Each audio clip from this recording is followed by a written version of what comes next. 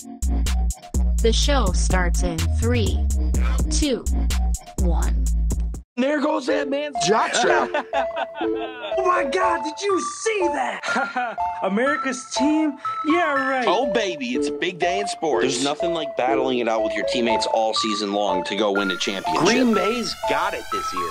Huge move for them. I think it's going to be a game changer. We have a lot to talk about this busy week in the sports world.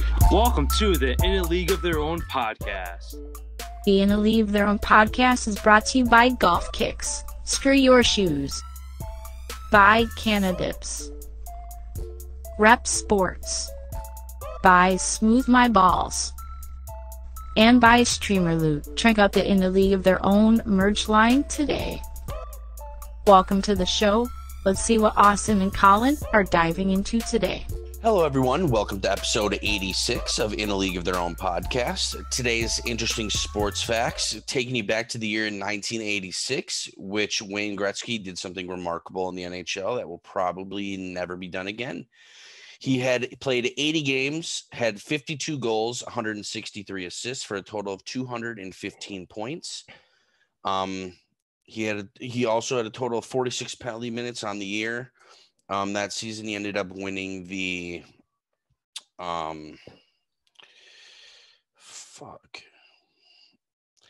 He was nominated for every single award that season. Let's just put it that way. He received votes for every single thing because no one has seen that type of dominance in the NHL ever. And nobody, I don't think, ever will get that close ever again in the history of the National Hockey League doing it that way. He's the only player to have crossed the 200-point mark, and he's done that 4 times throughout his career. Mario Lemieux would be the only other one that was closest enough, and he hit 199. So that is today's interesting sports fact. Sounds good. Jumping right into the NFL here then.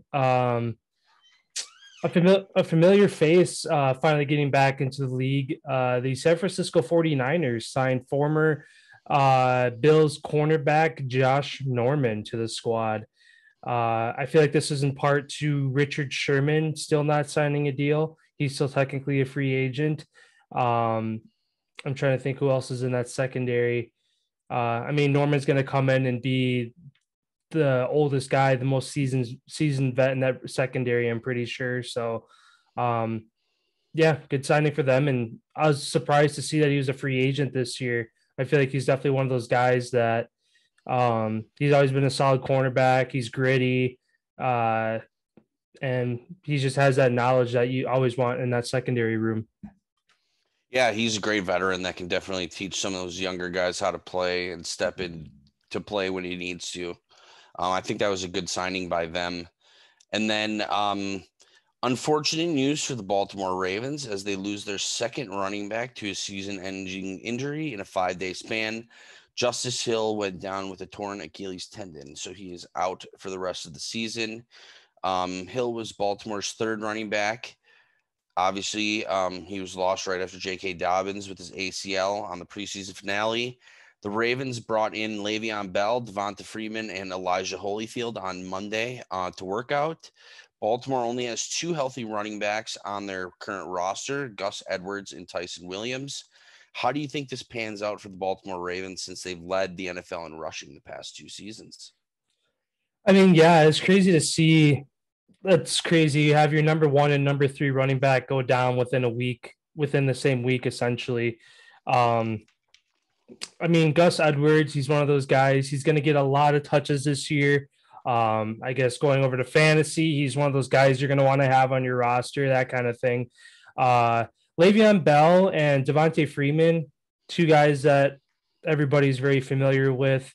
Devante Freeman was very good on this when he was on the Falcons, and obviously Le'Veon Bell from his time on the Steelers. So those are 2 guys that at this point in their careers, the knowledge is there. It's a matter of fitting into the system. And this is a system both of those guys would fit into, a very run-heavy offense. Yes, you have 2 running backs go down, but at the same time, you still have Lamar Jackson, who's a big part of that run game as well.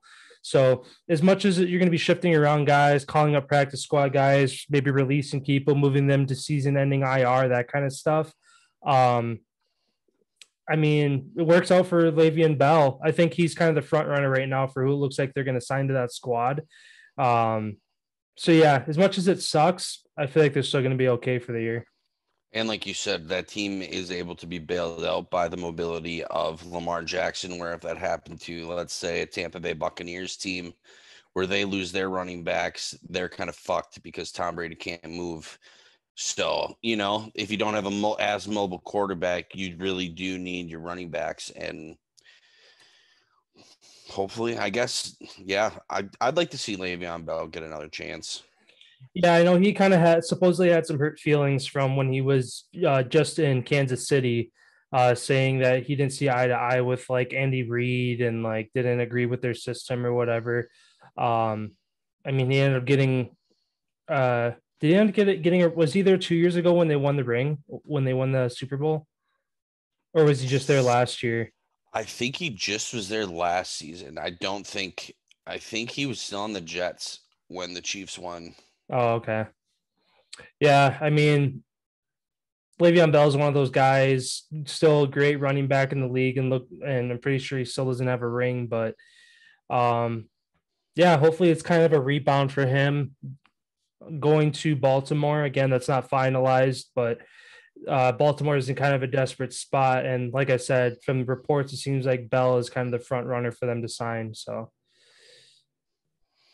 Yeah, that'd be great. Yeah, he was not on the team. He was not on the Chiefs when they won the Super Bowl. Okay. He was still on the Jets. All right. Yeah, and then the only other NFL point I had to add for today is that the Houston Texans named Tyrod Taylor as the Week 1 starter. This is kind of to be expected. Obviously, Deshaun Watson is the better quarterback, but given his whole thing, he could be put on the NFL exempt list any day. So you don't want to name him a starter and have to shuffle things around in your first week of the year.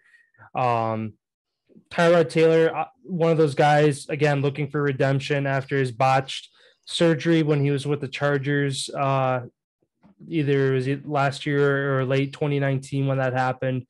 So yeah, I feel like he's going to fit really well into that offense. He's very kind of similar to Deshaun Watson as far as his mobility. He can get good escapability, scrambling, that kind of thing. So he's going to fit into the scheme, the playbook very well.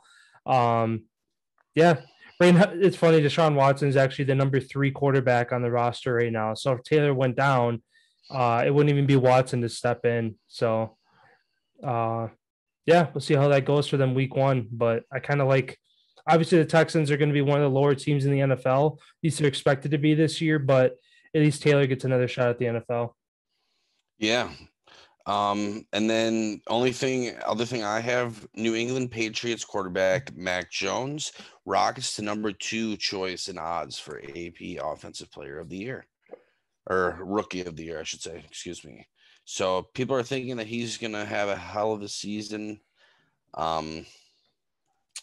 I guess, do you think he'll be top 2 in Rookie of the Year? Yeah, I mean, it's now that he is named the starter, obviously his chances go way up. I know other favorites are Trey Lance if he gets the nod, Justin Fields if he gets the nod. I'm trying to think who else. Devante Smith. I think Trevor Lawrence is the favorite. Yeah, I think he's currently the favorite odds, but like the top 5, top 10 people, these are all guys who, when you're going into a rookie season, yeah, some guys are favored more than others, but they all have an equal amount of chance, because Trevor Lawrence could suck week 2, Najee week 3, Harris, week 4. Yep, he's up there as well. I think he's number 2 actually, right behind Lawrence for best odds. So Najee Harris is 1. What's his name that we just mentioned is 2. Jamar Chase is 3. Kyle Pitts is 4. Trevor Lawrence is 5. Okay. Then Javonte Williams, running back for the Broncos, is 6. Michael Carter, running back for the Jets, is 7. Trey Sermon for the Niners is 8. Lawrence is 9. Fields is 10. Okay. Then Devonta Smith and Jalen Waddle are right behind them, and then Rashad Bateman. That's Okay. kind of Zach Wilson's down to 15. He's at 16th. Amara St. Brown, he's 18th. Chuba Hubbard is 19th. So, yeah, pretty much outside that top 10. Out of the running backs, wide receivers, and the quarterbacks that are starting are pretty much, it's going to be one of them. Tight ends too with Kyle Pitts because he could have a dominant year. Yeah. And kind of going back to Mac Jones, when you mentioned his name, it made me remember another thing I was reading more earlier today. Insider analyst within the Patriots organization, Rob Nikovich, reported that from everything he understands, Mac Jones was helping Cam Newton learn the playbook over the summer. There's a lot of people that were saying Mac Jones caught on really well, learned the scheme really well. And there was points where Cam Newton either wasn't hitting his reads right or was a foot off in his rollouts or whatever it was. And Mac Jones was kind of being the mentor to him.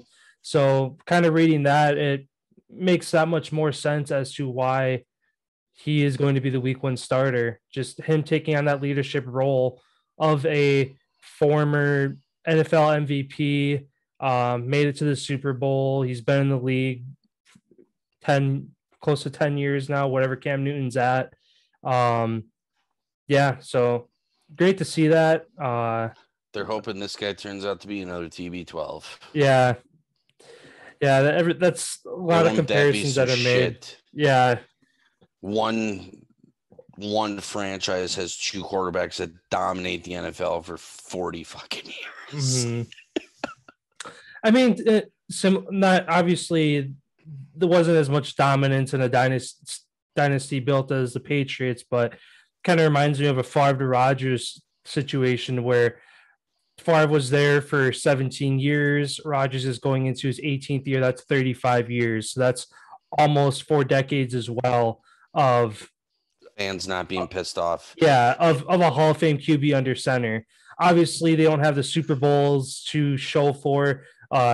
Brady has 7, Favre and Rodgers combined have 2. So obviously, that's a big difference. But yeah, anytime you can basically have one lull year of trying to figure out who's going to be under center, and then now you bring in a guy who is compared to the greatest of all time. Obviously, there's a big shoes to fill. I'm sure Mac Jones doesn't want to be in that conversation. But obviously, that has to boost your confidence a little bit, even though you don't want to show it on camera and say, oh, yeah, I compare myself to Tom Brady, too. Obviously, he's not going to do that.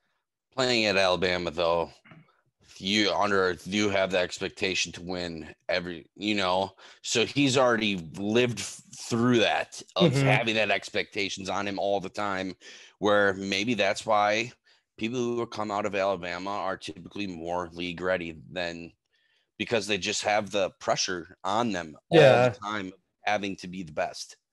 Yeah. Well, yeah, I mean, Alabama, they have the experience of playing. And Bill are friends too. Yeah, I'm sure that has a big part of it. But yeah, the Alabama organization has the pressure of a playoff and a national championship just about every year. Aside from that, every regular season game, they have pressure to, we can't fuck up because we have to hold this number 1 spot. We got to win by 30. Yeah. Where it's not, for them, it's not winning a game. It's you have to cover the spread every single week. Otherwise, what happened to Alabama yesterday? Yep. But yeah, it's going to be interesting. Really excited for how he's going to play this year. And obviously, again, that week 4 matchup when TB12 does come back to Foxborough. That's all I had for the NFL. Yeah, that's all I had for the NFL as well. All right. Before we move on to our Ynot segment, I figured, we could do this on Mondays. We could just throw it in wherever. But since college football is back, figured highlight some of the games that happened over the weekend. On Saturday, Wisconsin Badgers lose their season opener to Penn State 16-10. Graham Mertz had 2 interceptions late in the 4th quarter. 4 red zone trips, only 1 touchdown, a missed field goal. And a fumble that he lost on the 9-yard line. Yeah. So, obviously, hopefully they get that one bump in the road out of the way, first game of the year, and go undefeated the rest of the year because they're going to have a chance to be in the conversation when it comes to that top 4 playoff time at the end of the year. Having to go through Iowa, Ohio State, Indiana, one of those teams in the Big Ten championship if they do get that far. Speaking of Alabama, were you going to say something? Oh, I was just going to say Georgia, despite them upsetting Clemson 10-3, Kirby Smart, their coach, says their university is experiencing the highest spike of COVID-19 and it's dealing with their football players. Even though they're more than 90% vaccinated, they have a whole bunch of players on their team that have COVID. So in that game, there were a lot of backups that were in the game and it didn't matter. I don't know what happened to Clemson, but that DJ Ukulele kid is not fucking a Trevor Lawrence. No. That team looked like they were expecting to go out there and win by 50 and got kicked right in the mouth. And maybe it's a humbling experience for them, but just like Wisconsin could say too, unless you run the table from here on out, you're pretty much your college football playoff chances are over. Yeah. What's crazy too is Clemson loses back-to-back games, including their loss to Ohio State in the college football playoffs back at the beginning of this year for the first time since 2002. So almost 2 decades, last time they lost back-to-back games, which is impressive. But obviously it's not a statistic you want to have tied to your team at the moment. Going back to Alabama again, winning in Alabama fashion, they wrote Miami 44-13, pretty much dominated that game from opening kickoff to final whistle.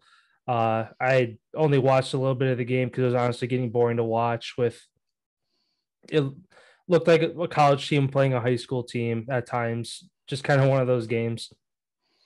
Then I want to give a shout out to Notre Dame. Escaping overtime victory for Florida State. Jack Cohn, former Wisconsin Badger, had an amazing game. He lit it up. So shout out to the Fighting Irish. Yeah. It was funny. What's the head coach? Brian Kelly.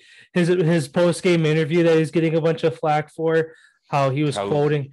He basically regave a speech that one of their most famous head coaches of all time gave in a similar situation when they won an overtime game. He was like trying to recreate the speech, and I guess nobody had any idea that this guy had gave that speech before. Yeah. It was like, because he was like, I'm a big guy of execution, and after this, all of our guys should be executed. So it was just like everybody was like, what the heck is he talking about? And then he had to go back later, either that night or the next morning. It was like, it's literally from a prior head coach. I was literally quoting him. So that was kind of funny to see. And then the last game, actually, there's 2 more games to mention. Another team escaping an upset.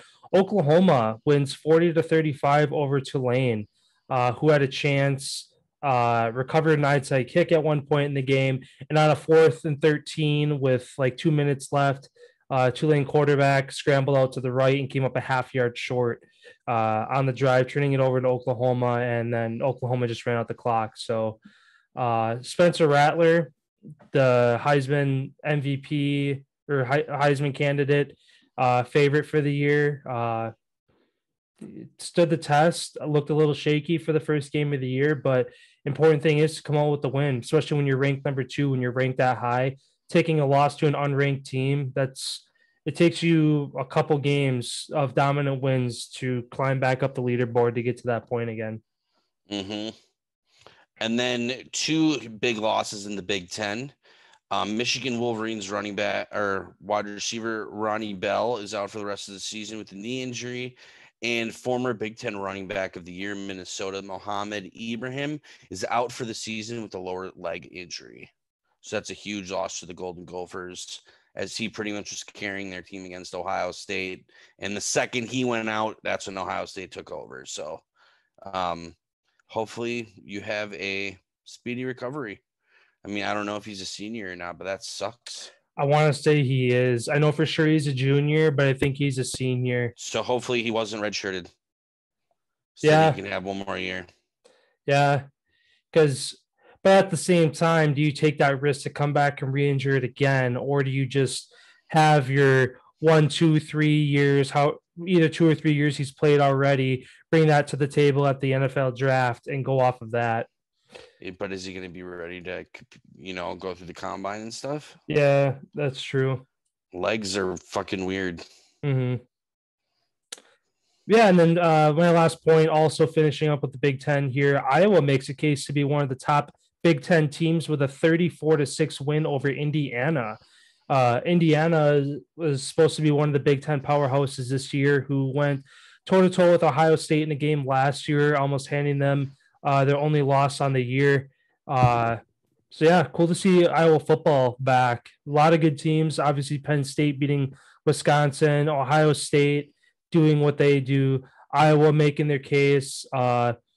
Obviously, Minnesota went toe-to-toe with Ohio State. They're without their leading running back, so we'll see what kind of response they have to that adversity. But, yeah, the Big Ten isn't so lopsided this year, where it's who's going to go toe-to-toe with Ohio State in the Big Ten championship and try to make it close. Now you have 3, 4, 5 teams to kind of throw into the hat this year that could be there in the end. Yeah, did you happen to see their tradition? I thought that was one of the coolest things. Who? Iowa. Oh, where they waved to the Children's Hospital? That's right next door. That's so cool.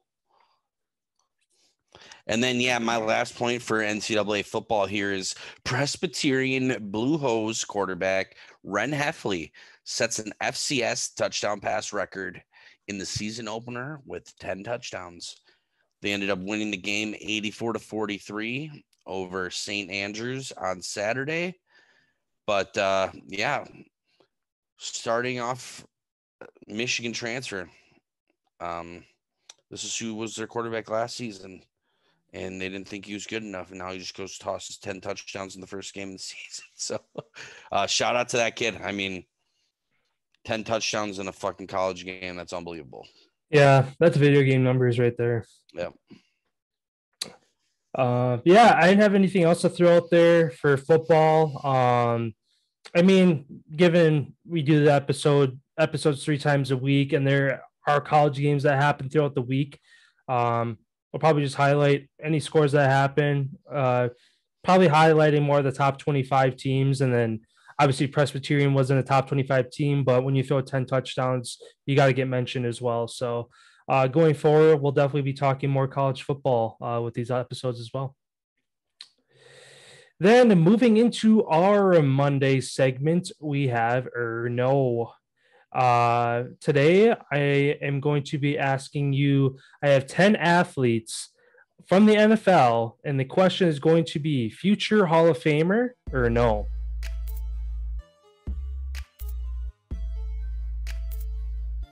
So I have 5 offensive players and 5 defensive players. Most are current, some are free agents, some just recently retired, so they're all very current. So it's no one that's eligible right now. No, none of these guys are eligible. Okay. First athlete, Cam Newton, future Hall of Famer or no? No. All right. Maybe for the Carolina Panthers. Yeah. Antonio Brown, future Hall of Famer or no?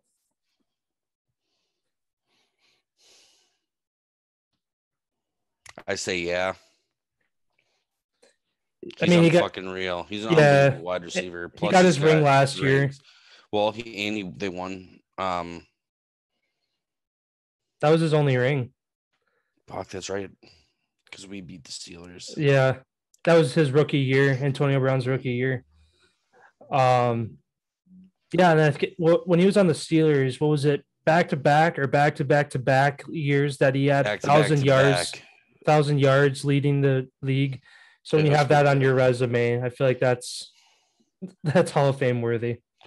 But I will say, fuck, dude. He's going to be a borderline guy, I think, actually. I feel he's going to be one of those guys probably 5 to 10. If he gets one more ring, 100%. Yeah. Without one more, he's going to be a bubble guy, maybe in or out. Yeah. I mean, just because you're of his eligible. off-the-field antics.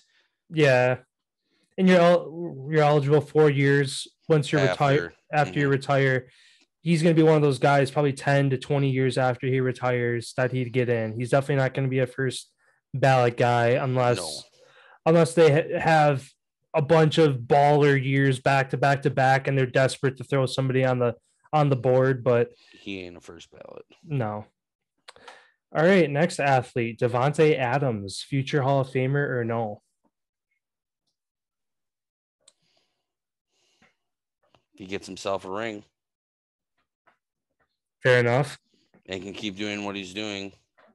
Yeah.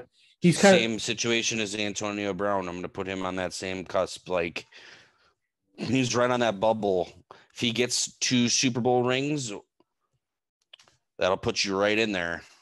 1 might be enough, but you also have to look at the quarterbacks too that were throwing them the ball. Rodgers, Roethlisberger, you know what I mean? Like, they had great quarterbacks, so that helps your case too. So yeah, I'd say he's on the bubble. Obviously, I'd love him to get in, but I'd say he's going to be right on that cusp as well. It's going to be up to how he finishes his career. Fair enough. This next name, the only retired guy on this list, during the offseason, a lot of people back and forth kind of saying he's on the bubble. Julian Edelman, future Hall of Famer or no?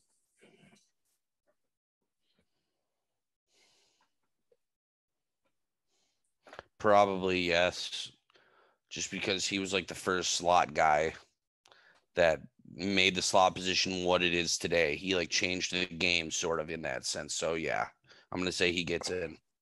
Yeah. I mean, he's got his Super Bowls. Everybody picks on his stats. And he was a Super Bowl MVP.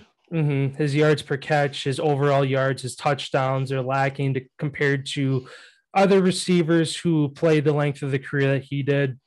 But look at also, he never was running deep routes to the end zone for touchdowns. He was third and one running across the middle, getting fucking blasted. Yeah.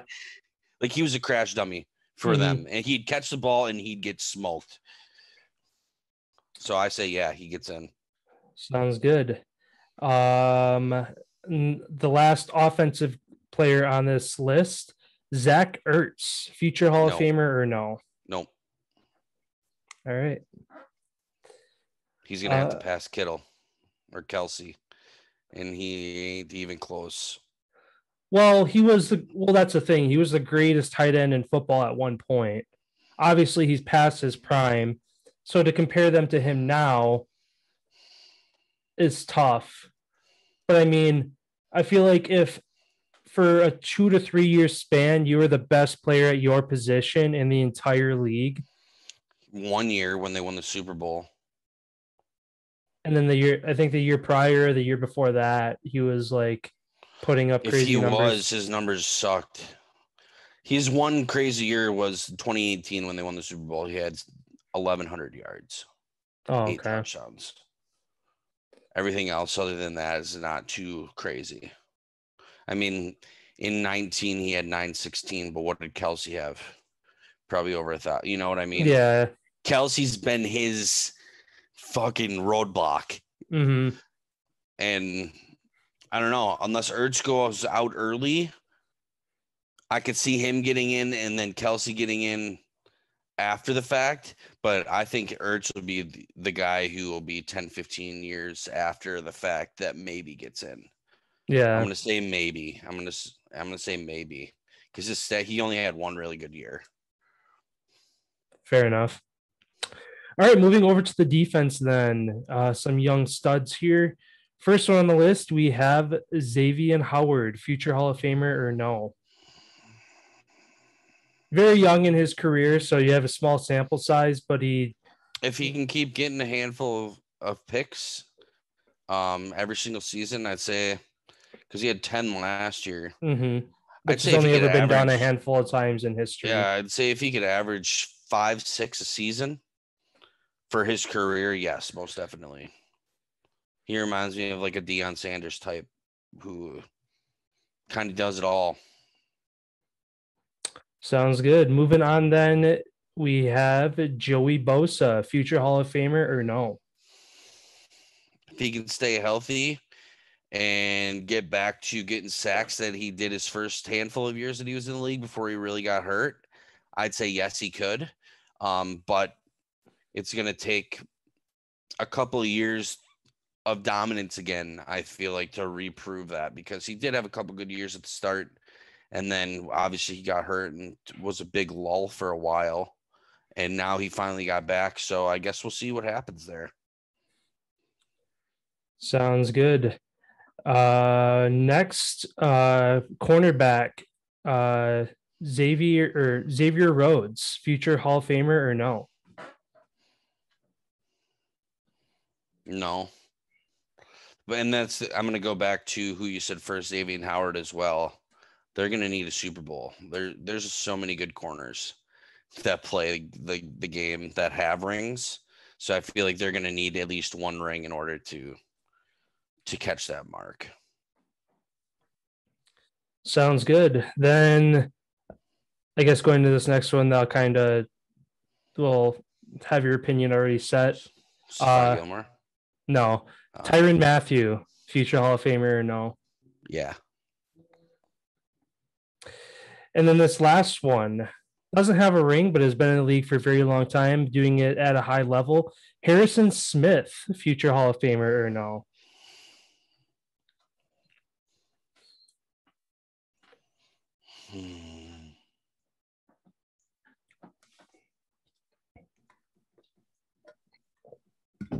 If he does, it'll be 5-10 years after he ain't going to be a first ballot. But yeah, he's a hell of a defensive player who's done it for a long time, and he just doesn't have the ring. So if that's the cutoff, then no. But if it's not, then I feel like he should at some point.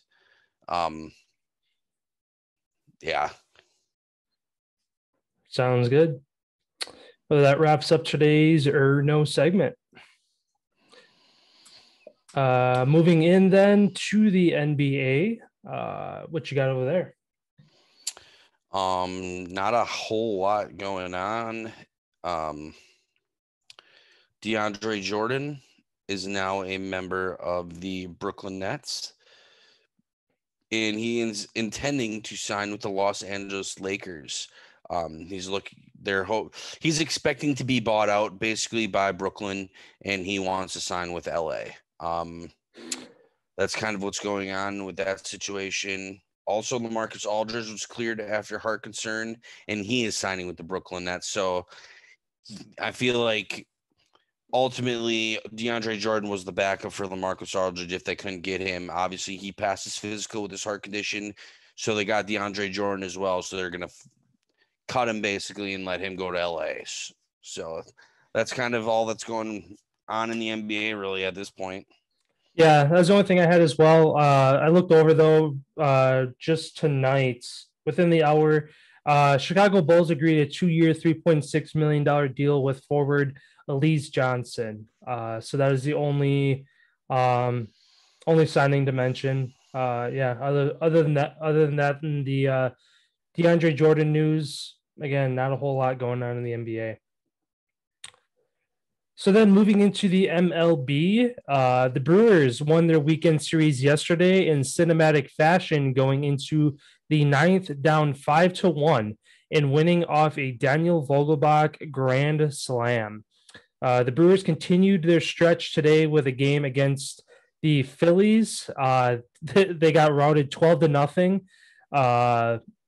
Although they're kind of at their pitching cycle to where they're back at the bottom, and I'm sure all these guys need a rest as today was their 14th straight day with a game, and they don't have an off day until Thursday. So I'm sure all these guys are itching to have a day off. And again, with an 11-game lead in the Central, I'm sure they're not worried about dropping games like these.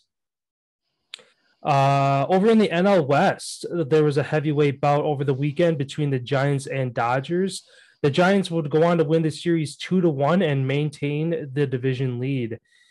Yesterday, the Cubs hit 2 of 3 total grand slams in the game to finish off a series sweep against the Pirates. And lastly, concession workers at Giants Oracle Park vote to strike after an outbreak of 20 plus cases among workers. The workers are looking to receive increased safety as well as hazard pay for being exposed to these conditions. Obviously, being in front of hundreds, thousands of people on a given game. These workers are looking to get better conditions. I read a story from the local media, and turns out over 90% of all of the workers have ended up getting COVID-19 since they've opened the stadiums back up, and they haven't gotten anything extra. So I'm glad that they're striking they should definitely get some sort of hazard pay or something, having to be around all those people. Mm-hmm. And they all worked the concessions in yesterday's game, and they're expected to, I think they said Wednesday or Thursday when they're back in San Francisco, the organization, the owner, whoever said that they're expected to also be there then. So they're on strike, but they're not completely holding out saying, well, we're not going to work these vendors then. So yeah, hopefully they work something out there. That's all I got. Sounds good. Then over in the NHL here, the little game that was going on between the Carolina Hurricanes and Montreal Canadiens for Jesperi Kotkaniemi. Turns out he will be a Carolina Hurricane. The Montreal Canadiens have decided to decline matching the one-year offer sheet that was offered by Carolina for a one-year $6.1 million offer. So he's part of the Carolina Hurricanes now. And then Senators re-signed Drake Batherson to a 6-year contract. Detroit Red Wings signed Philip Hronek to a 3-year contract. And I think the biggest news coming out of the NHL right now is San Jose assistant head coach. So there's assistant coach Rocky Thompson is stepping down after being unable to receive COVID-19 vaccine. He actually has a certain medical exemption condition that obviously wasn't named in the public, but this prevents him from being able to even get the COVID-19 vaccine because he would get really sick and he could possibly die. So under the new league protocols, which are any person whose job or access requires them to be within 12 feet of the players or coaches must be vaccinated for COVID-19. There's no exceptions. It is what it is. You just have to get vaccinated if you want to play. And turns unfortunate for him, as people in the league describe him as one of the steadily rising hot names who would be behind an NHL bench as a head coach sooner rather than later. So this whole COVID-19 could have fucked this guy out of having a potential career coaching in hockey, all because he's got some medical condition, which I think is bullshit. But rules are rules. I don't make them. They are what they are, unfortunately. Yeah, it sucks. And that's all I got over on the ice. Sounds good. Yeah, that's all I had for today. Again, NFL season kicks off in just 3 days here on Thursday, so really looking forward to that. Again, college football is back in full swing, so yeah, these episodes are going to get, as you mentioned last week, a little bit more lengthy. We're going to have a lot more stuff to talk about. Breaking news. Dwayne Brown's holdout ends. Pro Bowl left tackle returns to Seattle Seahawks, ready to go. Awesome. Glad they finally figured that out. So that deal is done and over with. I'm looking to see if they've released any numbers. Okay. He's entering the final year of his 3-year, $34.5 million extension. Brown is scheduled to make up to 11.5 this season, $10 million base salary, $1 million in per game roster bonuses, $500,000 for incentives. So he got a deal done. Sounds good. That's big for the Seahawks.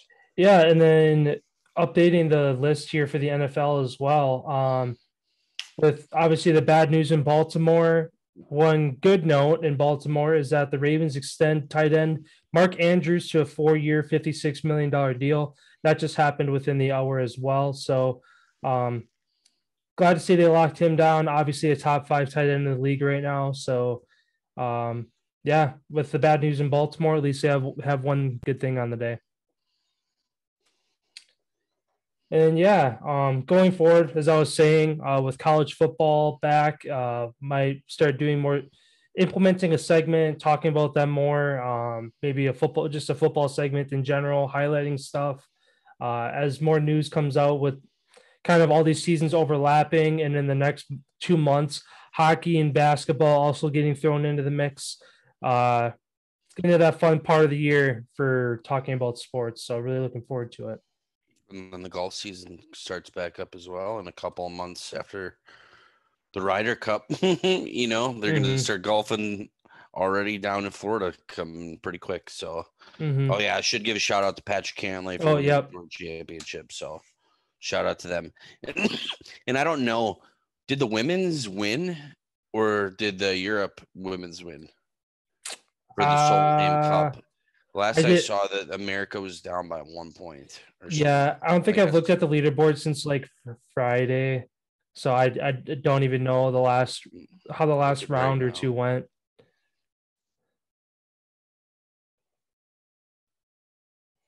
Europe won 15-13.